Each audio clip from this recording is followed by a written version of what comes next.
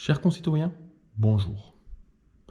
Aujourd'hui, on pense bien faire en utilisant des objets de consommation recyclables ou dits écologiques.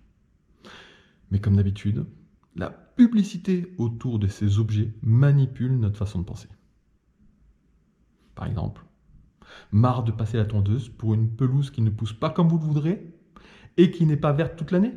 Passez à la pelouse synthétique. Quelle belle erreur. Les impacts négatifs sont multiples. Elle réduit la biodiversité, elle entraîne une surchauffe du sol, elle affecte le ruissellement des eaux de pluie, elle libère à petit feu une quantité non négligeable de composés chimiques nocifs pour la santé dans l'environnement. Et comme cela ne suffit pas, les fibres sous l'effet des diverses rincées sont transportées jusqu'au cours d'eau. On peut retrouver jusqu'à 200 000 fibres par kilomètre carré en eau maritime de surface à proximité des grandes villes.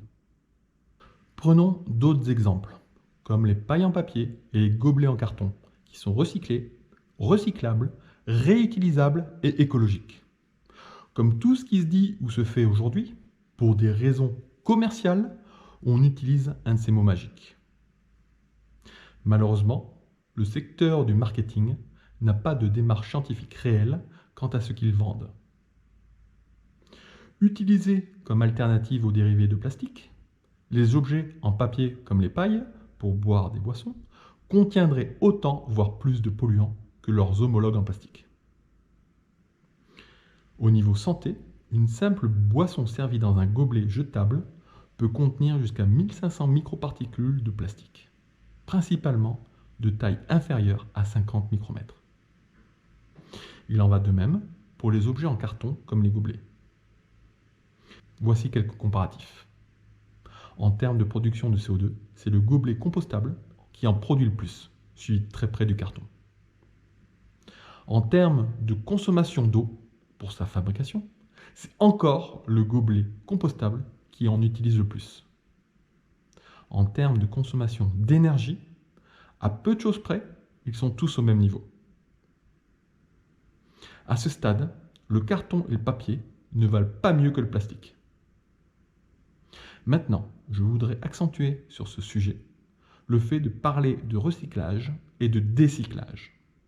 Quand on parle de recyclage, il faut comprendre qu'un objet usagé reviendra à ce même objet de base. Une bouteille recyclée sera réutilisée comme une nouvelle bouteille. En revanche, quand on parle de décyclage, cela signifie que l'on transforme un objet en autre chose de valeur moindre.